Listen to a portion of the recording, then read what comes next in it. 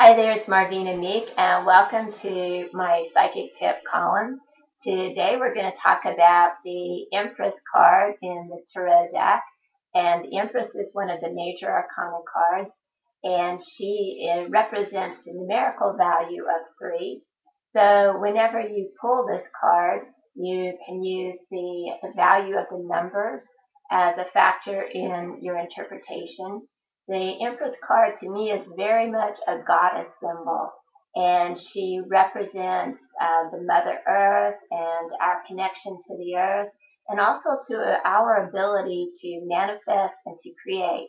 Because the way that I've been taught is that through Mother Earth is sort of like a doorway for all things to be birthed into form and into this dimension, but she's also a doorway back into formlessness. So she allows us to have an experience and to have a physical body, but then when we cross over and we die, it's like she absorbs us back into the earth, and then other things are birthed out of that matter.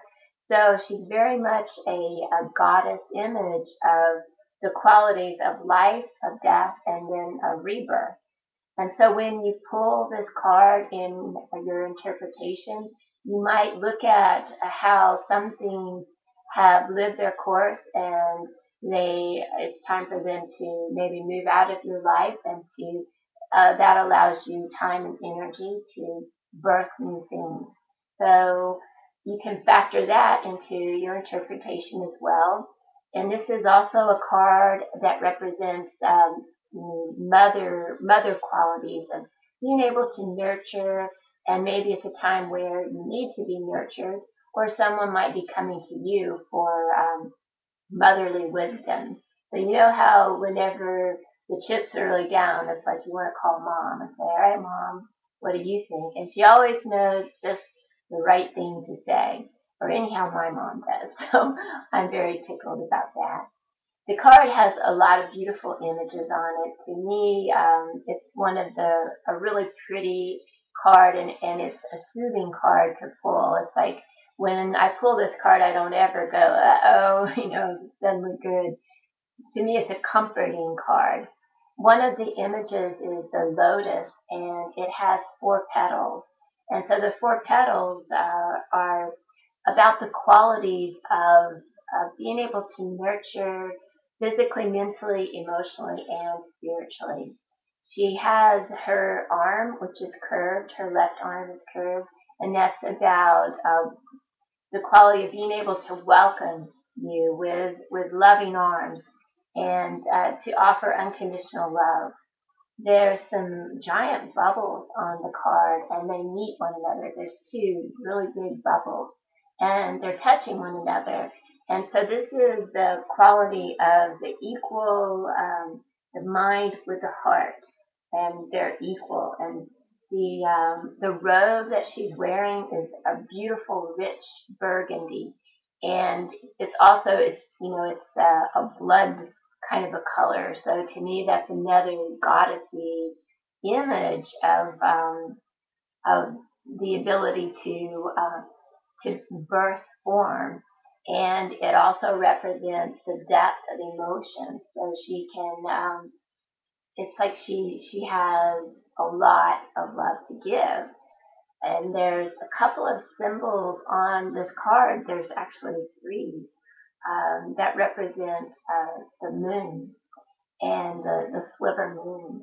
And the moon is, you can factor all of the information that you have about the moon when you're interpreting this card, but especially the quality of being magnetic. And so the goddess image on the Empress card, she's very magnetic, and it offers us the to remember how magnetically that we are pulled to people in our lives. We're pulled to situations, and sometimes it's appropriate that we nurture those people, or we nurture those situations. When you see the dove on this card, that's about her intuition, which is governed by wisdom and that stood the test of time. There's a really pretty little bird that sits right behind her head, and that's the memories that she cherishes from the past and the things that she holds dear from the past. There's a lot of little bumblebees on her robe. When you see bumblebees, those are symbols of oracles. And in different I'm sorry, I can't talk right now, mythologies, when you see those little bumblebees, it's about, it indicates someone who is an oracle, especially the oracles at Delphi. The fleur de lis on this card is the qualities, represent to me the qualities of the heart, the mind, the spirit being unified. Depending on the cards that are next to this one, it could also represent a time where someone is either pregnant, an actual physical baby, or maybe they're pregnant with an idea. It's like they have a project that they're wanting to birth, they're wanting to bring something into form, and depending on if the card is reversed or if it's upright, I mean, this is going to kind of give you some clues of how this is going to manifest, because this card she very much represents the goddess and of the earth, and how all things are created and possible through the earth.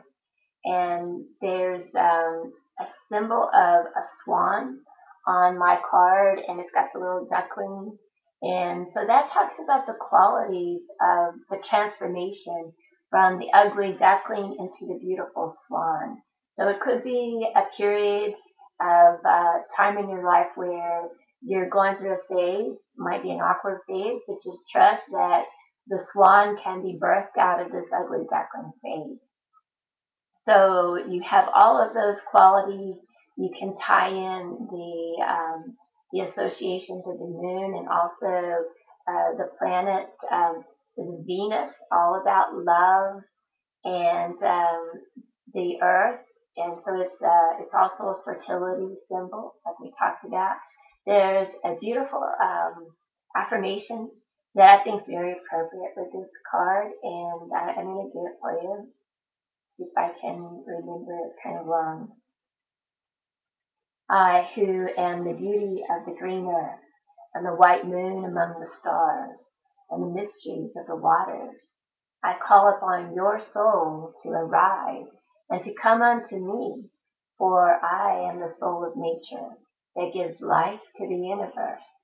From me all things proceed, and unto me all things must return. And for those who would seek to worship me, let them do so with rejoice in their hearts. For all acts of love and of pleasure are my rituals, and let them develop within them the qualities of compassion, of kindness, of humility, of love, understanding. And for those who seek to know me, let them know that in all their seeking and their yearning, it will avail them not until they know the great mystery, that if that which you seek you find not within yourself, you will never find it without. For I am that which is attained at the end of all suffering. I am she with 1,000 names. All right, so that's my Empress card. And this is all about the Empress when she's in her upright position. So if you pull this card and she's reversed, then you're going to have a different slant on the interpretation. And you have all of this available to you, but there's a bit of a process before you open yourself up to the beauty and the bounty of this card. So I talk about reversals on my blog, and you can access my blog through my website. My website's at marvina.com, and you just tap on the blog at the top of the toolbar, and that'll take you to my blog, and you can see the written reversal information. And so this helps you kind of round out your understanding of the Empress card and what sort of dynamics that she can offer to your reading. So I'm Ardina Meek. I hope you enjoyed this podcast today, and I'll be happy to answer any questions that you have. You can send me an email, and if you'd like to schedule your own private reading for either mediumship or a tarot reading, give me a call or send me an email, and we can get that scheduled. So have a really wonderful day. I'm Ardina Meek. Thank you. Bye bye.